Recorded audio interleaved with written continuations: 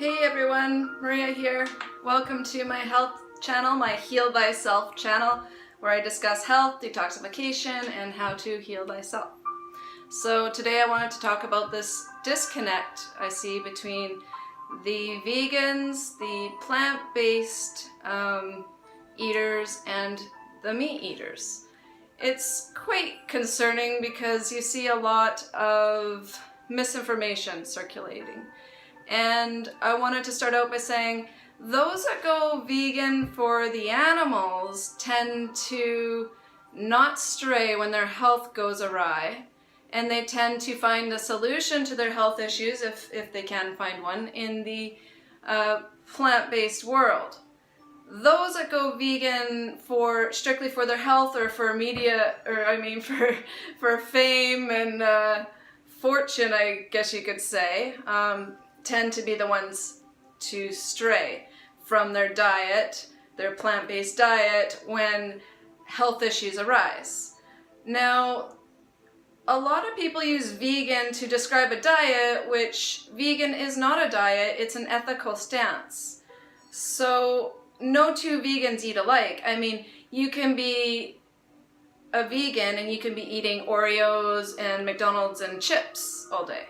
You can be vegan and you can be eating entirely fruits. You can be vegan and you can be eating only cooked vegetables combined with, you get what I'm saying? Like anybody, vegan does not describe an actual diet.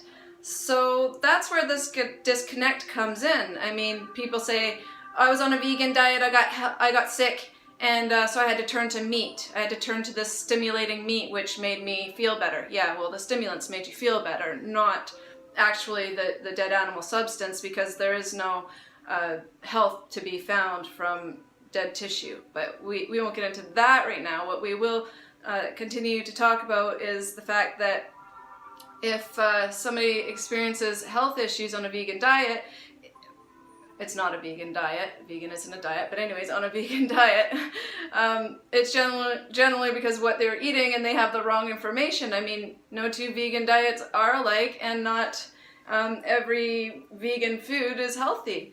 And so there is a solution for your health issues if you do have the correct information at hand, but so many people don't, and it's so overlooked. Even those who are raw, they still tend to focus more on the vegetables, where the vegetables were not truly designed for. And I know that sounds crazy to most people, but we are frugivores. We are frugivores by nature, and we're designed for those easily digestible foods of the fruits. Vegetables, when you get into that, you get into high cellulose.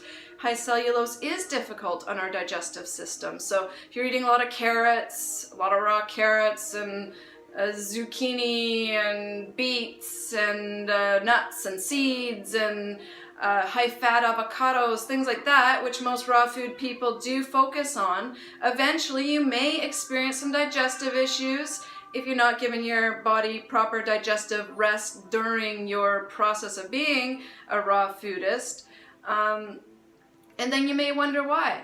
And in the case of all these YouTubers that have turned to meat to solve their health issues, the ones with thousands of people, well, millions of people following them, like Ravana and Elise, and I can't remember all their names, but anyways, these people, they are doing humanity such a huge disservice, and they don't even know it, which is the sad part. It's like, I suppose they probably have good intentions, but at the same time, they're causing major issues within, they're doing a huge disservice, because so many people hang on their every word, and they will turn to meats too for their health issues, thinking, well, if she felt better, well, maybe I will. Well, you're not going to feel better. And what are they doing? They're turning people towards, say, fish and eggs, for example, which fish is highly putrefactive. It's a parasite proliferator. Like, fish is not a health food. It's one of the worst meats you can ingest, contrary to popular belief. Most people believe that if you're going to eat meat, well, fish isn't really considered meat and it's easier to, it's healthier. That's what most people think. But no, fish is actually one of the worst meats. So what I'm trying to say is that there is this huge disconnect because people don't have the correct information on how specific foods react within the body. If they knew that, you know, their health issues would be less by simply swapping the nuts and seeds for, and I'm probably gonna get hung for this, for roasted nuts and seeds. That could improve their health greatly because we're not truly designed to eat a lot of nuts and seeds. So if you are going to eat a lot of nuts and seeds, it's better that you toast them and possibly eat them in combination with some dried fruit, because that makes them easier to digest and it will carry it out, and it renders them less mucus forming. Even though I know they're not raw, but I'm not a raw as law kind of girl. I'm more, let's get this stuff out. I'm focusing more on digestion and elimination, because that's where true health comes in. It doesn't matter. You can be this raw is law type person, but eventually if you're eating all these different foods besides fruits mainly, or maybe some veggie fruits and greens, if you're eating other foods that are raw, you're going to experience digestive issues because we're not designed for them. So I could go on and on and on, but what I really wanted to say was just that, so there's such a huge disconnect in the vegan plant world, meat eating world, and you know, a lot of these people are saying, well, give it 5 or 6 years and on a plant-based diet you're going to experience health issues. Well, maybe, depends on what information you have, depends on what you're eating. And second of all, what about these people that are turning to meats? They're all going to experience health issues. I'm sorry, there's no health in meats. There's no health in dairy products or animal products. There's just not any nutrition there. In fact, it's detrimental to our health. It causes acid ash residues. It causes serious lymphatic constipation. It's terrible for the body. And so people are saying, I went on a meat diet and I felt amazing immediately. Immediately, I'm sorry, but it takes at least a few months on any diet to feel its true effects. And I say, give these people who have turned to meats or fish and eggs and whatever they give them, if they're being honest, give them, you know, a few months, maybe a year, maybe a couple weeks, and they're gonna have health issues resurface, maybe different ones that they're building now, or, you know, like, if only people knew how specific foods reacted in the body. I can do a quick rundown. I'm almost at my 10 minutes here. Let's see. Fruits, very easy to digest, very hydrating. You're not going to experience any health issues from fruits aside from what fruits expose within your body. And that's already present within your body from years of wrong foods. If we get into the vegetables, well, lightly steamed vegetables are going to be more digestible. Yes, I know the life force energy has been destroyed, but if you're going to eat them, I mean, a little bit of raw veggies, fine, but if your diet is like huge zucchini noodles with lots of carrots and beets and raw nuts and seeds and avocados and all this stuff on top, well, that's going to be tough on your digestive. You might as well lightly steam the stuff if you're going to eat it at all. That's where people go wrong. Let's get into, well, y'all know about meats and dairy, highly mucus forming, acid forming. None of that's going to help. When we get into your grains, now here's another thing. I don't know if people are still eating raw grains or what, but I mean, raw grains would be even worse.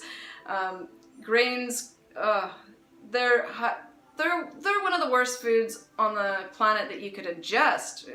The dormant foods, the beans, the rice, and the grains. If you're going to want to eat any of that type of food, I would suggest the wild brown rice. I mean, if you got the wild rice, it's a little more digestible. It's a little less mucus forming. But in terms of all those foods I just mentioned, they're very dormant. They're dormant foods.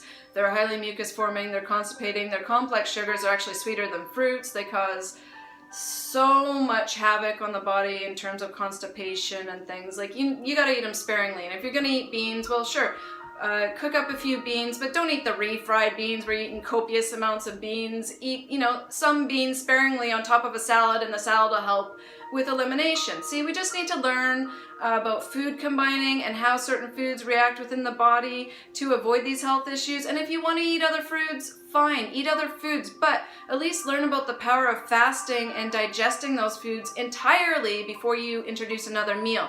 Then issues won't compile and you won't have these health issues. So, I mean, there are ways to eat the foods that you still love to eat if you really want to eat them. Nobody has to stick to all fruits for their entire life. Yes, you need the fruits for detoxification and healing purposes, but when you're done, what do we eat? Well, some people don't want to eat fruits for their entire life, and that's fine. But you still need to learn about proper food combining and how the different foods react within the human body. And upon knowing this, you can pretty much eat any diet if you want. It's all about, like I said, digestion and elimination when it comes to health. And absorption, of course, but that's a whole nother topic. So my 10 minutes are up. I ramble. So please like, share, and subscribe so I can be inspired to make more videos. And I think I'll do a video on specific foods and how they react in the body and how we can ingest some of these plant-based vegan foods still without issue by proper food combining and by I just lost myself. Anyways, I'm not going to edit this. Please like, share, and subscribe. I'll make another video on food combining and how specific foods react within the body, and that'll help you out along your journey and still allow you to eat some of the foods you like to eat, just not all the time, okay? So, happy healing, everyone, and enjoy this beautiful Sunday. Bye-bye.